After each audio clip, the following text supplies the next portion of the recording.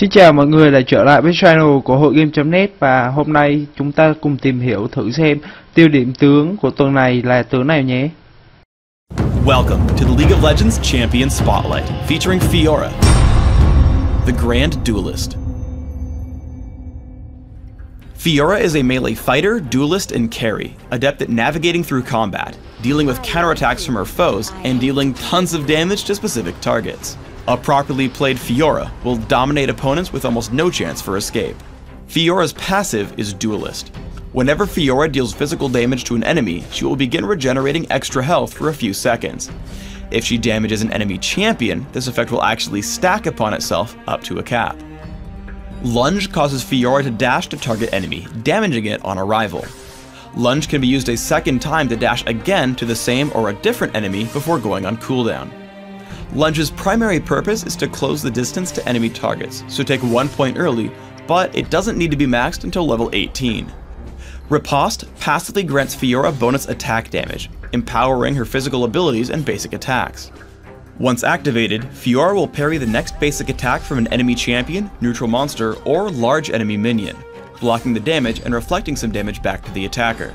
The passive damage and active blocking make Riposte a must-have at level 1 for jungling, while maxing it by level 13 gives you great fighting power. Burst of Speed grants Fiora significantly increased attack speed for a short time. While this buff is active, Lunge and basic attacks grant Fiora an additional movement speed buff that stacks up to a cap. Additionally, kills and assists lower Burst of Speed's cooldown. Due to the amazing speed bonuses, Burst of Speed is Fiora's most effective form of damage increase, so max it by level 9. Fiora's ultimate is Blade Waltz. After targeting an enemy champion, Fiora dashes around, striking all nearby enemy champions at random. She can hit the same target multiple times, but repeat attacks deal reduced damage. Additionally, she will always come back to hit her initial target with the final blow. These strikes also apply on hit effects such as Lifesteal and Black Cleaver's Armor Shred. The amazing damage growth on Blade Waltz should have you taking it whenever available, at level 6, 11, and 16. In lane, fight in small bursts until you build an advantage. Here I lunge onto Nasus and activate Riposte plus Burst of Speed. If he runs, I get free damage, and if he hits back, I win thanks to Riposte. Because I land multiple attacks, I get a lot of health back as well from Duelist. Riposte is especially useful against champions who use very obvious next hit abilities. Landing against Nasus, I wait to hit Riposte right before he hits me with Siphoning Strike. I block what would be massive damage and hit him back thanks to Riposte's counterattack. Fiora can close a lot of distance by first dashing to other nearby enemies. Here I come to gank Sion, so I lunge first onto an enemy minion and then onto his face. I hit Burst of Speed for some damage, and once the attack speed ends, Blade Waltz to pick up the kill. If you like playing champions like Nasus who use these big attacks, you'll want to bait Riposte. Nasus comes at me with Siphoning Strike and I tap Riposte thinking he'll swing at me. Instead, he just backs off, waits a second, and then smacks me for tons of damage. When fighting against Fiora, pay special attention to Burst of Speed as it's her primary steroid ability. Right as I activate Burst of Speed, Sion tags me with Cryptic Gaze. Not only can I not utilize the bonus attack speed while stunned, but I also can't trigger the bonus movement speed because I can't attack. Be careful when choosing the first target for Blade Waltz. Fiora will return to strike your initial target with its final hit, and good players can use this against you. Here I make the mistake of targeting Jarvan near his turret. He flashes to his turret and hits me with Cataclysm, completely locking me in turret range until I die. Because Blade Waltz benefits from Lifesteal, you should wait to use it until you've taken some damage. As we get into a team fight, I open with Lunge and get onto Ashe with Burst of Speed and Riposte. Once I get low, I target her with Blade Waltz. It takes me out of combat so I stop taking damage, heal a lot of it back, and then continue fighting with a new, much larger health pool. For runes, your focus should be on dealing as much physical damage as possible, while also being able to survive in battles. Because of this, I recommend armor penetration marks, flat armor seals, magic resist per level glyphs, and flat attack damage quintessences. Masteries should serve the same end. Deal as much damage as possible, but make sure you can survive melee fighting. I recommend 2190 masteries, taking all the standard physical damage increases in offense, plus bonus armor and health in defense. For summoner spells, take Smite if jungling. and consider summoner spells such as Ignite, Exhaust, Ghost, and Flash. In Classic, your item goal should be to gain as much damage as possible while also picking up some lifesteal. Open with a Vampiric Scepter when jungling, or otherwise, grab Cloth Armor and 5 health potions. Take a Wriggle's Lantern and Berserker's Greaves as quickly as possible. The major items to take here are Bloodthirster, Infinity Edge, Yomu's Ghostblade, Last Whisper, and finally a Frozen Mallet. In Dominion, you want an almost identical build. Open with Prospector's Blade, Boots of Speed, and a couple of health potions. Then, rush for Berserker's Greaves and Sanguine Blade. Add Infinity Edge, Last Whisper, and Phantom Dancer. If you need more durability, consider Frozen Mallet, Odin's Veil, or Guardian Angel. Thanks for tuning in to the Fiora Champion Spotlight. Please subscribe to the Riot Games YouTube channel above, and don't forget to thumbs us up just below the video.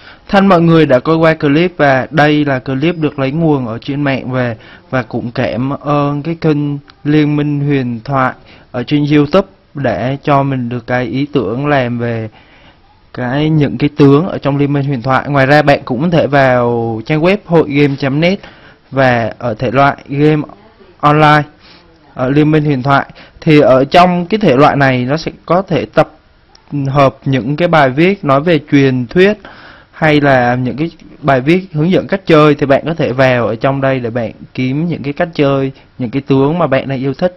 Xin chào và hẹn gặp lại. Nhớ subscribe nếu mà clip này nó có giá trị đối với bạn. Xin chào.